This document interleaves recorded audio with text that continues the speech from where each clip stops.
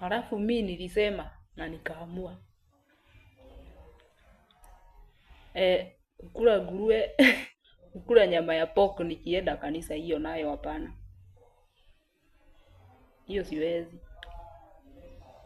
What if nifike kanisa nipate kuna mtu alikuwa amekuja kututembelea na alikuwa na evil spirits ndani yake, aombewe.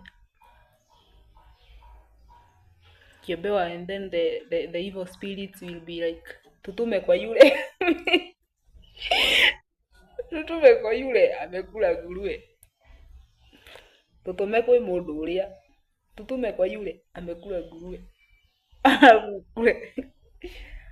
alafu kule nguruwe. We, riski hiyo, ni risk hiyo, ni risk hiyo, nayo hapana.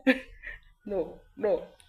Hey, unaona Yesu alienda kutoa mtu ma evil spirits, zikasema zitumwe kwa nguruwe, na mimi niende kanisa nikiwa nimekula nguruwe? No, hiyo hapana, hiyo hapana.